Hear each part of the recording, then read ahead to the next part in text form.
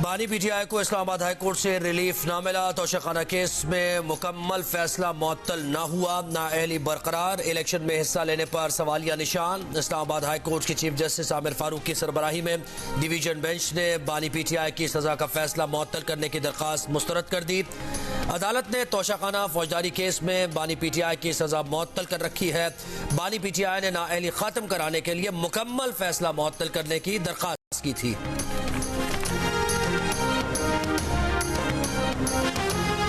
PTI को बल्ले का इंतखाबी निशान मिलेगा या नहीं, इंट्रा पार्टी इलेक्शन मंजूर है या नहीं। पीटीआई को पेशावर हाई कोर्ट से कोई रिलीफ ना मिला। अदालत का इलेक्शन कमीशन को कल तक कानून के मुताबिक फैसला करने का हुक्म। दौरान समाज चेयरमैन पीटीआई बैरिस्टर गौहर ने अदालत को आगाह किया कि कल तक इंतखाबी निशान न मिला तो पीटीआई उम्मीदवार आजाद तस्वुर होंगे। अदालत ने पूछा केस इस्लामाबाद हाई कोर्ट में क्यों दाखिल नहीं किया। बैरिस्टर गौहर बोले रहनुमाओं की गिरफ्तारी के खदशे के पेश नजर इस्लामाबाद हाई कोर्ट नहीं गए। पीटीआई से इम्तियाजी सलूक हो रहा है। क्या 32 सवालात किसी और पार्टी से भी पूछे गए। अदालत ने कहा कि आपको नहीं लगता कि इलेक्शन कमीशन को शिकायत पर खुद फैसला करना चाहिए। बैरिस्टर गौहर ने कहा कि इलेक्शन कमीशन में शिकायत करने वाला पार्टी का हिस्सा नहीं। बैरिस्टर गौहर ने अदालत को पीटीआई के रजिस्टर्ड अरकान की फहरिस्त फराहम कर दी। इलेक्शन कमीशन ने पीटीआई के इंट्रा पार्टी इलेक्शन पर फैसला महफूज कर रखा है।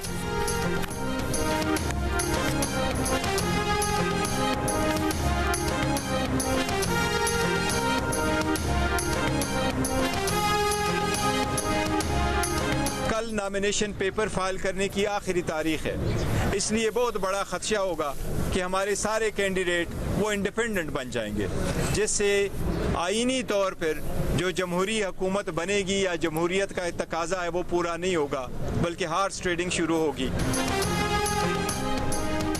चेयरमैन पीटीआई गौहर खान को इंतखाबी निशान पर खदशात। कहा कल कागजात नामजदगी जमा कराने का आखिरी दिन है। इलेक्शन कमीशन ने अगर इंट्रा पार्टी इंतखाबात ना माने तो बल्ले का निशान नहीं मिलेगा। पीटीआई के उम्मीदवार आजाद तस्वुर होंगे। बल्ला न मिला तब भी पीटीआई इलेक्शन का बॉयकॉट नहीं करेगी। बोले वो किसी इदारे या उसके सरबराह के खिलाफ नहीं, रवैया अक्सर तब्दील है। जियो न्यूज से गुफ्तगू में बैरिस्टर गौहर ने अकबर एस बाबर को ज़हनी मसाइल का शिकार करार दे दिया। कहा वो कैसे पीटीआई के रुकन हो सकते हैं। उन्होंने हर वो काम किया जो पार्टी की बदनामी का बायस बने।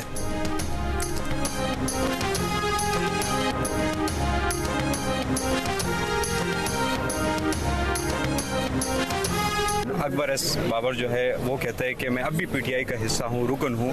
मैं समझता हूँ उसका कोई मेंटल कंडीशन ही है। कैसे वो मेंबर है, कैसे वो बानी हो गए तो हमेशा के लिए होगा कि पार्टी का कोई बंदा हमेशा मेंबर होता है। पीपल्स पार्टी के चेयरमैन बिलावल भुट्टो जरदारी ने कहा है कि नफरत और तकसीम की सियासत उरूज पर है, हमें इस बुखार को तोड़ना पड़ेगा। शेख अयाज मेले से खिताब में कहा कि कुछ लोग चाहते हैं कि तकसीम रहे, लेकिन जीत तकसीम में नहीं बल्कि इत्तेहाद में है। एक दूसरे को गद्दार और काफिर कहने से मुल्क कैसे चल सकता है। मौसमियाती तब्दीली पर बात करते हुए बोले कि कुतुब जनूबी और शिमाली के बाद सबसे ज़्यादा ग्लेशियर्स हमारे मुल्क में हैं। लोगों को इस खतरे से बाखबर होना चाहिए कि ये बर्फ़ पिघल जाएगी, हम सैलाब में डूबेंगे और प्यास से मरेंगे। कोहे हिमालय के नीचे रहने वाले पाकिस्तानियों की ज़िंदगी खतरे में है।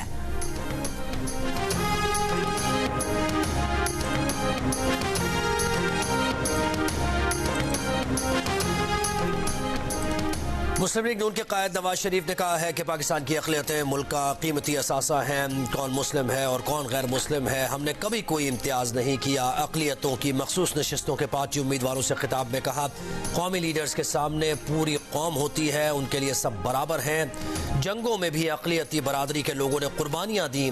कायद आज़म के कई साथी मसीही और हिंदू बरादरी से थे, पाकिस्तान बनाने में किरदार अदा किया।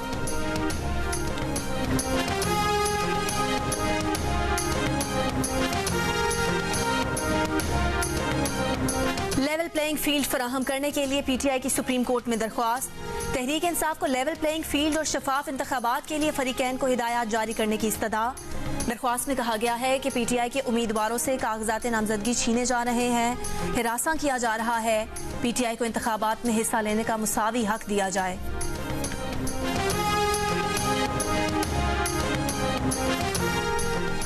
बल्ले के बाद लालटेन भी खतरे में। इलेक्शन कमीशन में ANP intra party election case में मियां इफ्तिखार की 6 माह की मोहलत की दरखास्त मुस्तरद। चीफ इलेक्शन कमिश्नर ने कहा कोई एक्सक्यूज नहीं है कि इंट्रा पार्टी इलेक्शन न कराए जाएं। लगता नहीं कि आप अगला इलेक्शन अपने निशान पर लड़ पाएंगे।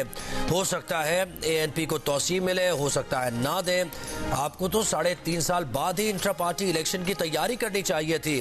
5 साल के बाद तो कमीशन इंट्रा पार्टी इलेक्शन की तौसीह नहीं दे सकता। इलेक्शन कमीशन में एएनपी के वकील का मौक़िफ़ था कि आम इंतखाबात हो रहे हैं, अगर इंट्रा पार्टी इलेक्शन कराएंगे तो मामला उलझ जाएगा। इलेक्शन कमीशन ने ANP intra party election case में फैसला महफूज कर लिया।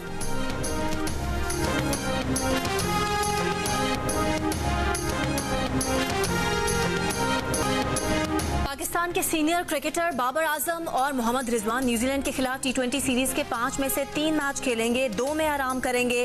5 मैचेस में आराम करने की ख्वाहिश मुस्तरद। टीम डायरेक्टर मोहम्मद हफीज ने फैसला सुना दिया। सिलेक्शन कमेटी को साफ साफ बता दिया कि मुश्किल सीरीज में किसी सीनियर खिलाड़ी को मुकम्मल आराम नहीं दे सकते। सीरीज में साइम अयूब को बतौर ओपनर खिलाए जाने का इम्कान। अगर आजम खान फाइनल 11 में हिस्सा हुए तो बतौर विकेट कीपर ही खेलेंगे।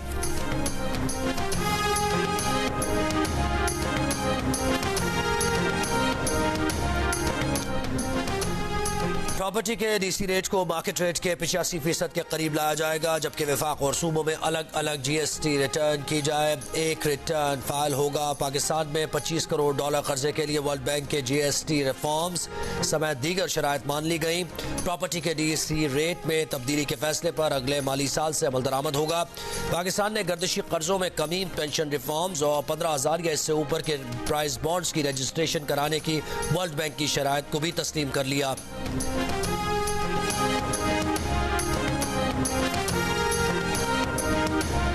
साइफर केस में इन कैमरा ट्रायल के खिलाफ बानी पीटीआई की दरख्वास्त पर इस्लामाबाद हाई कोर्ट में समाअत। पीटीआई के वकील सलमान अकरम राजा ने कहा कि समाअत में शिरकत करने वालों को पाबंद बनाया गया है कि अदालती कार्रवाई से मुतालिक बात नहीं कर सकते। अदालत ने पूछा क्या ये भी नहीं बता सकते कि फर्द जुर्म आयद हो गई। वकील बोले बिल्कुल अदालत ने मना किया है। मीडिया और सोशल मीडिया पर साइफर केस की कार्रवाई शाया करने की पाबंदी लगाई गई है। खुसूसी अदालत का कहना है कि रिपोर्टिंग से दोस्त ममालिक के साथ ताल्लुकात पर असर पड़ सकता है।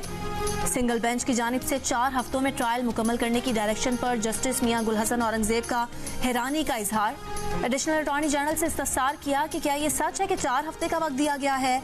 4 हफ्तों का वक्त तो हम आम से केसेस में भी नहीं देते। मजीद समाअत कल तक मुलतवी।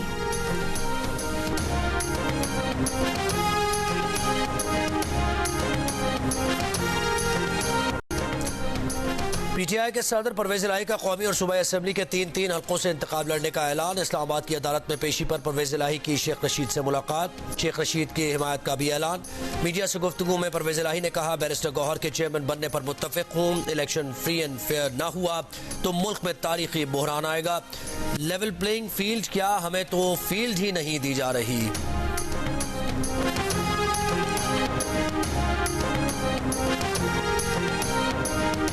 MQM और JUI के बाद नून लीग और बलोचिस्तान अवामी पार्टी की भी कागजात नामजदगी जमा कराने के लिए 2 रोज की तौसीह की दरख्वास्त। इसहाक डार ने इलेक्शन कमीशन को मरासले में कहा कि कागजात नामजदगी जमा कराने के लिए सिर्फ 3 दिन दिए गए।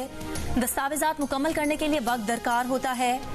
बलोचिस्तान अवामी पार्टी के पार्लिमानी लीडर मंजूर काकर ने मरासले में कहा कि दस्तावेजात पूरी न होने पर कागजात नामजदगी मुस्तरद हो सकते हैं। पोलिंग तारीख तब्दील किए बगैर इलेक्शन शेड्यूल में तरमीम की जाए।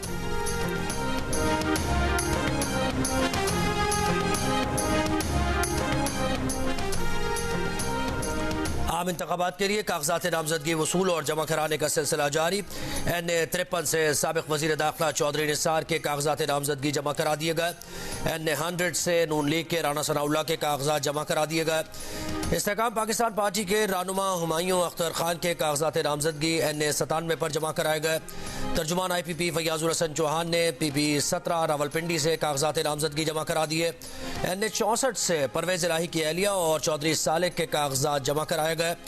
नून लीग सिंध के सदर बशीर मेमन ने NA-216 से कागजात हासिल कर लिए। इस्तेकाम पाकिस्तान पार्टी के ओन चौधरी ने PP-105 समंदरी से कागजात नामजदगी हासिल किए।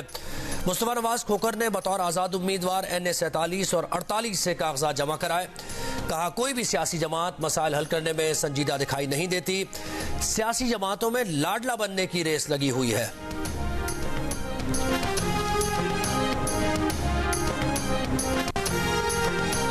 गार्डन टाउन लाहौर में साबिक चीफ जस्टिस साकिब निसार के घर पर हुए दस्ती बम हमले की तफ्तीश जारी।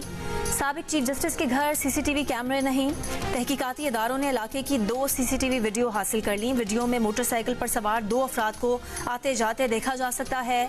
पुलिस जराये का कहना है कि साबिक चीफ जस्टिस की बहू हमले से 15 सेकंड पहले मुतासरा गाड़ी के करीब से गुजरी थी। साकिब निसार उसी कार पर चंद मिनट पहले डॉक्टर से चेकअप के बाद घर पहुंचे थे। फोरेंसिक टीम का हमले की जगह का मुआयना, शवाहिद जमा किए। दस्ती बम हमले का मुकदमा कांस्टेबल की मुद्दईयत में दर्ज। दहशतगर्दी और दीगर दफात शामिल।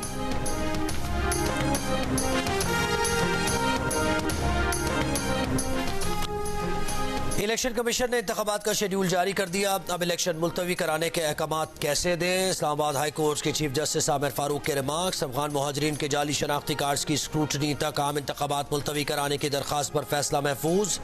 दरख्वास्त गुजार के वकील का कहना था कि अफगान मुहाजिरीन की जानिब से जाली शनाख्ती कार्ड्स बनवाकर वोटर लिस्ट में शामिल होने का इंकशाफ हुआ है। जाली शनाख्ती कार्ड्स के बायस आम इंतखाबात पर सवालात उठेंगे।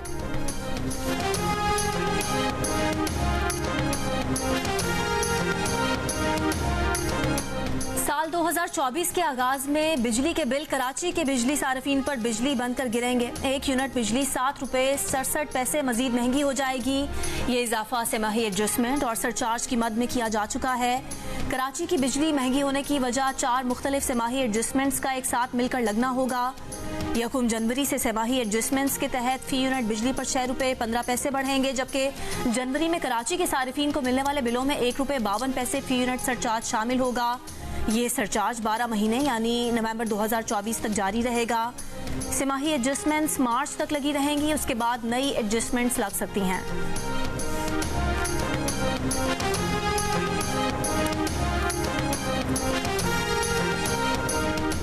कराची में अगवा किए गए नौजवान मुश्तबा को वालिदा ने 12 लाख रुपए तावान देकर छुड़ाया। रिहाई के बाद अगवाकारों का मजीद 5 लाख रुपए का तकाजा। पुलिस की सच्चल गोच में कार्रवाई। 2 मुल्जिमान गिरफ्तार।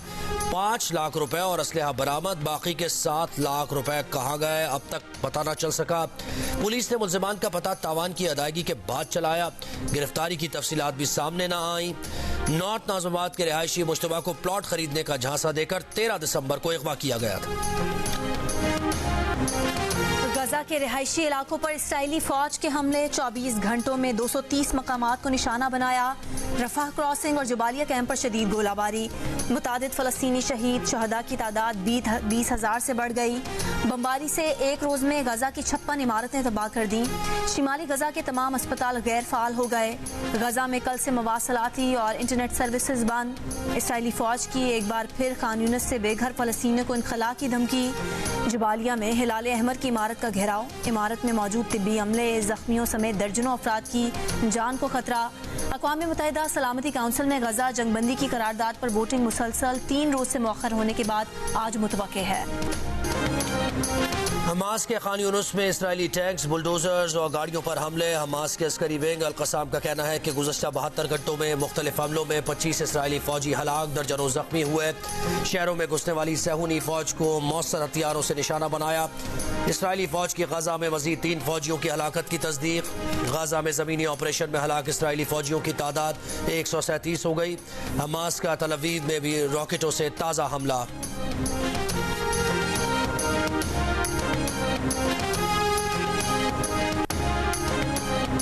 इस्लामाबाद में मौजूद बलोच यकजहती मार्च के शुरा से वफाकी वज़रा पर मुश्तमिल कमेटी के मुज़ाकरात। कमेटी में फवाद हसन फवाद, जमाल शाह, अनीक अहमद और मुर्तज़ा सोलंगी भी शामिल। हुकूमती कमेटी ने बलोच यकजहती कमेटी की शिकायत सुनी। तमाम तहफ़्फ़ुज़ात दूर करने की यकीन दहानी कराई। मुज़ाकरात के बाद गिरफ्तार एहतजाजी ख़वातीन की फौरी रिहाई का हुक्म दे दिया गया। इस्लामाबाद हाई कोर्ट में बलोच लॉन्ग मार्च के शुरा की गिरफ्तारियों और क्रैकडाउन के खिलाफ दरख्वास्त की समाअत। IG इस्लामाबाद ने कहा कि मुजाहिरीन के पास डंडे थे और उन्होंने पत्थर मारे, जिससे कुछ लोग जख्मी हुए। चीफ जस्टिस आमिर फारूक ने रिमार्क्स दिए कि ये पाकिस्तानी शहरी हैं और एहतजाज तो उनका आईनी हक है। किसी ने कोई दहशतगर्दी तो नहीं की। अदालत ने IG को हुक्म दिया कि कल तक बताएं कितने अफराद जुडिशल हुए, कितने गिरफ्तार हैं और कितने रिहा हुए।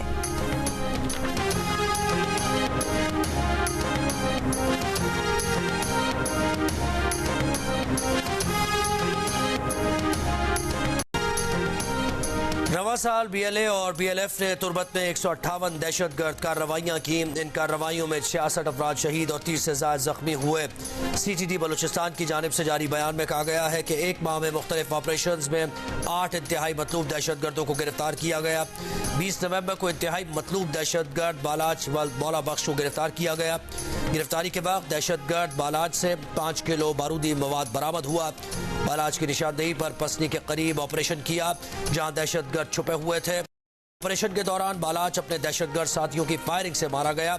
CTD बलूचिस्तान के बयान में कहा गया है कि ऐसे दहशतगर्दों के लिए यकजहती काउंसिल का एहतजाज फहम से बालातर है।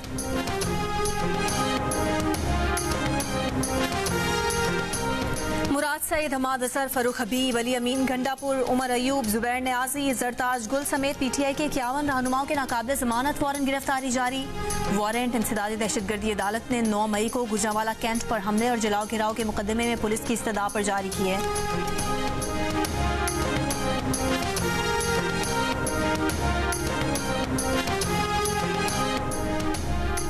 कराची और हैदराबाद समेत पूरे सिंध से पीपल्स पार्टी 99.9% नशिस्तें जीतेगी। शर्जील मेमन का बड़ा दावा, कहा सिंध में पीपल्स पार्टी का कोई मुकाबला नहीं है। मुस्लिम लीग नून और तहरीक इंसाफ पर भी निशाने। बोले दूसरी पार्टी वाले कहते हैं उन्हें क्यों निकाला, वो अपने केसेस को फारिग करने और बदला लेने आए। तहरीक इंसाफ की लीडरशिप अपने काले करतूतों की वजह से जेल में है। PTI का रहनुमा दबाव डलवा रहा है कि उसे बाहर भेजा जाए। बड़ी जमातों की बॉडी लैंग्वेज बता रही है कि इलेक्शन नहीं चाहते। सिवाय पीपल्स पार्टी के इलेक्शन से फरार होने के लिए तमाम जमातें कोशिश कर रही हैं।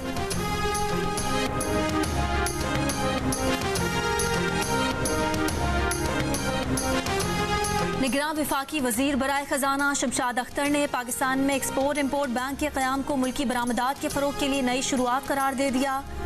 एक्जिम बैंक की लॉन्चिंग तकरीब में खिताब ने कहा कि पूरी दुनिया में एक्जिम बैंक बैनुल-अक़वामी तिजारत और इक़्तिसादी तरक्की को फ़रोग देने में अहम किरदार अदा करते हैं। एक्जिम बैंक पाकिस्तान में एक्सपोर्टर्स को तिजारत, मालियात और इंश्योरेंस कवरेज फराहम करेगा, डिफ़ॉल्ट से बचने में मदद देगा। बैंक के जरिए एक्सपोर्ट फाइनेंस स्कीम का इंतज़ाम भी किया जाएगा।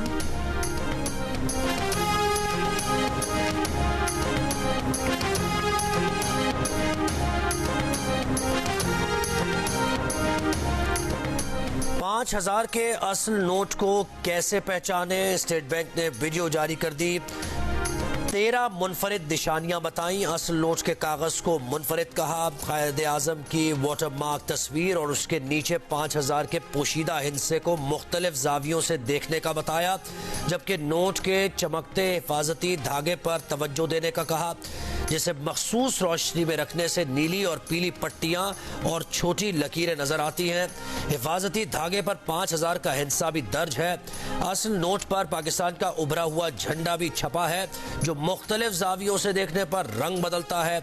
स्टेट बैंक के मुताबिक असल नोट में सामने की जानिब उभरी हुई छपाई है, जिसे कायद आजम की शेरवानी, दाएं जानिब 5000 के हिस्से और दोनों जानिब उभरी हुई लकीरों पर हाथ से महसूस भी किया जा सकता है। अफगानिस्तान से अमरीकी फौज के इनखला के बाद KP में दहशतगर्दी के वाकयात में इजाफा। 2021 से 2023 तक KP में दहशतगर्दी के 1327 वाकयात हुए। अमरीकी फौज के इनखला से 3 साल कबल दहशतगर्दी के 449 वाकयात हुए थे। पुलिस की दस्तावेज के मुताबिक साल 2021 में 260, साल 2022 में 495 और रवां साल दहशतगर्दी के 572 वाकयात हुए। रवां साल दहशतगर्दी के सबसे ज्यादा 87 वाकयात DI खान में हुए हैं। कराची के गुजर नाला, औरंगी और महमूदाबाद नाले के मुतासरीन को मुआवजे की अदायगी का केस। सुप्रीम कोर्ट का सिंध हुकूमत की 2 तजावीज़ पर गौर करके मामला हल करने का हुक्म। 15 दिन में रिपोर्ट तलब कर ली। सिंध हुकूमत की पहली तजवीज़ में 80 गज का प्लॉट और तामीर के पैसे, जबकि दूसरी तजवीज़ में 80 गज का बना बनाया घर देना शामिल है। जस्टिस इरफान सादत ने रिमार्क्स के लिए गाने के इन बोल का सहारा लिया कि चले तो कट ही जाएगा सफ़र आहिस्ता आहिस्ता। सिंध हाई कोर्ट ने टेक्सटाइल सनत के लिए गैस की कीमत बढ़ाने का SSGC का नोटिफिकेशन मुअत्तल कर दिया। SSGC और वफाकी हुकूमत को नोटिस। अदालत की टेक्सटाइल सनतों को इजाफी बिल नाज़िर सिंध हाई कोर्ट के पास जमा कराने की हिदायत। रिमार्क्स दिए कि हुक्म इम्तना उन सनतों के लिए है जो 7 रोज में इजाफी रकम नाज़िर सिंध हाई कोर्ट के पास जमा कराएंगी। इजाफी रकम जमा ना कराने पर हुक्म इम्तना खत्म हो जाएगा। दरख्वास्तों पर फैसले तक बिलों की इजाफी रकम नाजिर सिंध हाई कोर्ट के पास जमा रहेगी। भावलपुर में शेरों के हमले में नौजवान की हलाकत के बाद चिड़ियाघर इंतजामिया के खिलाफ दरखास्त दायर। चिड़ियाघर इंतजामिया पर बेहिसी और अदम तवज्जुही का इल्जाम। Lahore high court Bahawalpur bench ने दरखास्त समाअत के लिए मंजूर करते हुए क्यूरेटर, चीफ सेक्रेटरी पंजाब और RPO भावलपुर से 15 रोज में रिपोर्ट तलब कर ली। आज रवां साल का सबसे छोटा दिन और तवील तरीन रात। महकमा मौसमियात के मुताबिक आज दिन का दौरानिया 10 घंटे से ज्यादा होगा, जबकि रात 14 घंटे की होगी।